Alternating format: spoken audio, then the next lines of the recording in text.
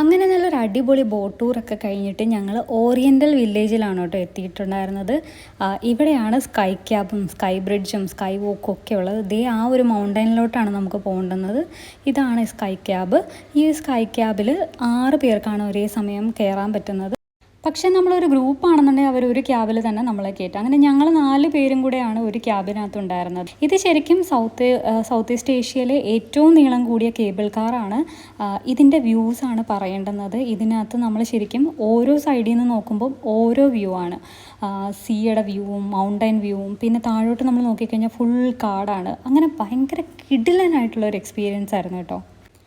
ഇടയ്ക്കിടയ്ക്ക് ഈ ഒരു ക്യാബ് ഭയങ്കരമായിട്ട് കുലുങ്ങും. അപ്പോൾ നമുക്ക് നല്ല പേടി തോന്നും. സാധാരണ എനിക്ക് ഹൈറ്റ് ഭയങ്കര പേടിയാണ്. പക്ഷേ എന്തുകൊണ്ടോ എക്സൈറ്റ്മെൻറ്റ് കൊണ്ടാണെന്ന് തോന്നുന്നു ഇതിനകത്ത് എനിക്ക് അത്ര വലിയ പേടി തോന്നിയില്ല. ഞങ്ങൾ ഇങ്ങോട്ടേക്ക് വരുന്ന വഴിക്ക് ഗ്രാബിൻ്റെ ഡ്രൈവർ ഞങ്ങളോട് പറഞ്ഞിട്ടുണ്ടായിരുന്നു, ഇവിടെ സ്കൈ ബ്രിഡ്ജ് ക്ലോസ്ഡ് ആണ്, ഭയങ്കര ക്ലൗഡി ക്ലൈമറ്റ് ആയതുകൊണ്ടൊന്നും കാണാൻ പറ്റില്ല, അപ്പോൾ പോയിട്ട് കാര്യമില്ല എന്നൊക്കെ പറഞ്ഞു. ഞങ്ങളിവിടെ എൻട്രൻസിൽ ടിക്കറ്റ് എടുക്കാൻ വന്നപ്പോഴും അവിടെ സ്കൈ ബ്രിഡ്ജ് ക്ലോസ്ഡ് എന്ന് എഴുതി വെച്ചിട്ടുണ്ടായിരുന്നു. പിന്നെ അതുപോലെ കറണ്ട് വിഷ്വൽസ് ഒരു സ്ക്രീനിൽ കാണിക്കുന്നുണ്ടായിരുന്നു. അപ്പോഴും ഭയങ്കര ക്ലൗഡി ആയിട്ടായിരുന്നു കണ്ടിരുന്നത്.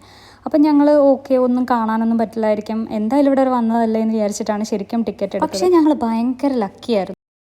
അങ്ങനെ നമ്മൾ മിഡിൽ സ്റ്റേഷനിലെത്തി. ഈ മിഡിൽ സ്റ്റേഷനിൽ ഇങ്ങനെ ഒരു വ്യൂ പോയിൻ്റ് ഉണ്ട്. ഇവിടെ തന്നെയാണ് കേട്ടോ ആ ഒരു ഈഗിൾസ് നെസ്റ്റ് ഉള്ളത്. അപ്പോൾ ഈഗിൾസ് നെസ്റ്റിൽ നമ്മൾ കയറണം എന്നുണ്ടെങ്കിൽ എക്സ്ട്രാ ടിക്കറ്റ് എടുക്കണം. സീ ലെവലിൽ നിന്ന് ഏകദേശം 650 അടി ഉയരത്തിലാണ് ഈ ഒരു ഈഗിൾസ് നെസ്റ്റ് ഉള്ളത്. ഇവിടെ നിന്നുള്ളൊരു കാറ്റും പിന്നെ ആ ഒരു വ്യൂവും ഒരു ഭയങ്കര കിടിലൻ എക്സ്പീരിയൻസ് ആയിരുന്നു കേട്ടോ. ആ കടലിൽ എന്തോ ബ്രിഡ്ജ് ബ്രോക്കണായി കിടക്കുന്ന പോലില്ലേ, അത് ശരിക്കും അങ്ങനെ ബ്രിഡ്ജ് ബ്രോക്കണായതല്ല. അത് ശരിക്കും ഇങ്ങനെ ഭയങ്കര തിരയൊക്കെ വരാതെ ബോട്ടിനെയൊക്കെ പ്രൊട്ടക്റ്റ് ചെയ്യാൻ വേണ്ടിയിട്ട് ഇവർ ബിൽഡ് ചെയ്തിട്ടുള്ള വോളാണ്. അങ്ങനെ നമ്മൾ ഇവിടുന്ന് ഈഗിൾസ് നെസ്റ്റിൽ കയറാനായിട്ട് പോയി. അവിടെ നമ്മളുടെ ലഗേജൊക്കെ ഒരു ക്ലോക്ക് റൂമിൽ വെച്ചു. 2 പേരുടെ ഫോൺ മാത്രമേ അവരകത്തേക്ക് കയറ്റി വിട്ടുള്ളൂ. ആ ഫോൺ തന്നെ ഇവരുടെ ഒരു ബാഗ് നമുക്ക് തരും. അങ്ങനെ ആ ഒരു ബാഗിനുള്ളിൽ ഇട്ടിട്ട് വേണം നമ്മൾ ഫോണും കൊണ്ട് പോകാനായിട്ട്. പിന്നെ നമുക്ക് ഷൂ കവർ തരും. പിന്നെ നമ്മൾ ഇതിനുള്ളിൽ ഭയങ്കര സ്പീഡിലൊന്നും നടക്കാനായിട്ട് പറ്റില്ല, ഫുൾ ഗ്ലാസ് ഫ്ലോറാണ്. ശരിക്കും ഇങ്ങനെ താഴേക്ക് നോക്കുമ്പോൾ നമ്മൾ പറക്കുവാണെന്ന് തോന്നിപ്പോവും. അതുപോലെയുള്ളൊരു കാഴ്ചയാണ് കേട്ടോ. താഴെ ആ ഒരു കാടിൻ്റെ പുറത്തൂടെ നമ്മളിങ്ങനെ നടന്നു പോകുന്നത് പോലുള്ളൊരു ഫീല്. ഇങ്ങനൊരു പൗച്ചിലിട്ടേക്കുന്നതുകൊണ്ട് തന്നെ നമുക്ക് വീഡിയോസൊന്നും അത്ര ക്ലാരിറ്റിയിൽ എടുക്കാൻ പറ്റുന്നുണ്ടായിരുന്നില്ല. അപ്പോൾ നൈസായിട്ട് ഞങ്ങളിത് പുറത്തെടുക്കാനായിട്ട് നോക്കി, പക്ഷേ ഇവർ സമ്മതിക്കുന്നുണ്ടായിരുന്നില്ല.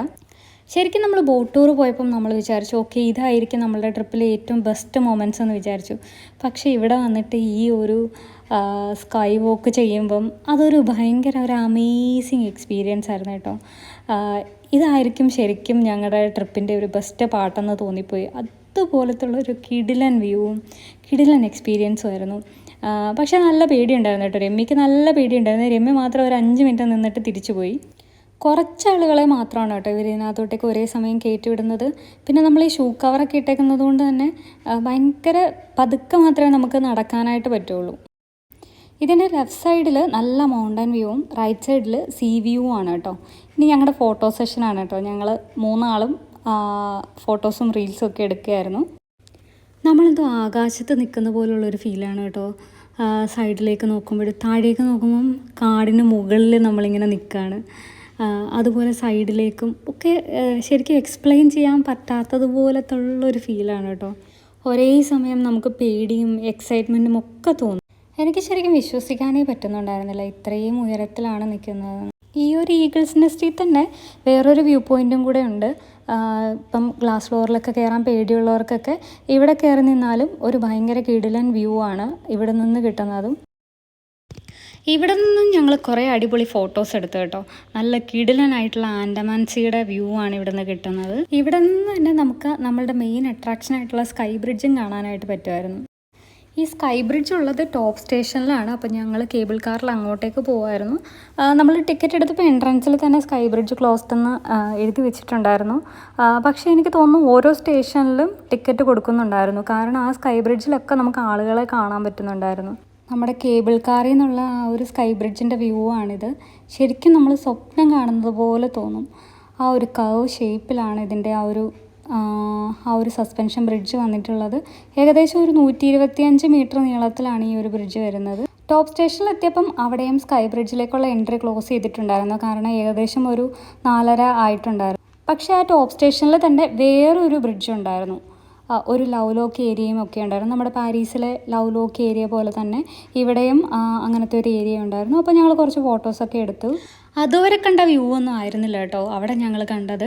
നല്ല അടിപൊളി മൗണ്ടൻ വ്യൂ, പിന്നെ മേഘങ്ങളൊക്കെ ഇങ്ങനെ പറക്കുന്ന പോലെ തോന്നുമായിരുന്നു കേട്ടോ, നമ്മൾ ഫ്ലൈറ്റിൽ നിന്നൊക്കെ കാണുന്നത് പോലെ. ശരിക്കും ഒരു 706 മീറ്റർ ഉയരത്തിലായിരുന്നു കേട്ടോ ഞങ്ങൾ. ജീവിതത്തിൽ തന്നെ ഏറ്റവും സുന്ദരമായ കാഴ്ചകൾ കണ്ട ദിവസം എന്ന് വേണമെങ്കിൽ പറയാം.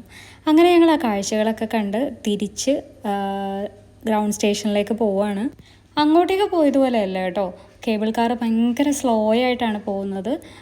തിരിച്ച് ഏകദേശം ഒരു ക്ലോസിങ് ടൈം ആയതുകൊണ്ടാണെന്ന് തോന്നുന്നു. ഞങ്ങൾ മൊത്തത്തിൽ 6 പേര് ക്യാബിലുണ്ടായിരുന്നു.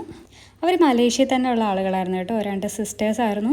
അവർ ഞങ്ങളുടെ അടുത്ത് കുറേ കാര്യങ്ങളൊക്കെ സംസാരിച്ചു, പോകേണ്ടുന്ന കുറേ ഡെസ്റ്റിനേഷനെ പറ്റിയൊക്കെ പറഞ്ഞു. പക്ഷേ ഞങ്ങൾക്ക് അധികം സമയമൊന്നും ഉണ്ടായിരുന്നില്ല. അങ്ങ് ദൂരെ ആ കാട്ടിൽ നല്ലൊരു വെള്ളച്ചാട്ടമൊക്കെ കാണാനായിട്ട് പറ്റുന്നുണ്ട് കേട്ടോ. ഈ വെള്ളച്ചാട്ടം ഇവരുടെ മെയിൻ അട്രാക്ഷനാണെന്നൊക്കെയാണ് ഇവർ പറയുന്നത്. കേബിൾ കാർ സ്ലോ ആണെങ്കിൽ പോലും പേടിക്ക് ആർക്കും ഒരു കുറവില്ല കേട്ടോ, നല്ല പേടിച്ചിട്ടാണ് ഇരിക്കുന്നത്. ആദ്യം ഞങ്ങൾ ഗ്ലാസ് ബോട്ടമുള്ള ഗൊണ്ടോള എടുക്കാമെന്നായിരുന്നു വിചാരിച്ചിരുന്നത് കേട്ടോ, പക്ഷേ ഞങ്ങൾ ടിക്കറ്റ് എടുത്തപ്പോൾ മാറിപ്പോയി. അങ്ങനെ ഗ്ലാസ് ബോട്ടം കൂടെ ആയിരുന്നു എന്നുണ്ടെങ്കിൽ പിന്നെ പറയണ്ട, ഭയങ്കരമായിട്ട് പേടിച്ചു പോയേനെ.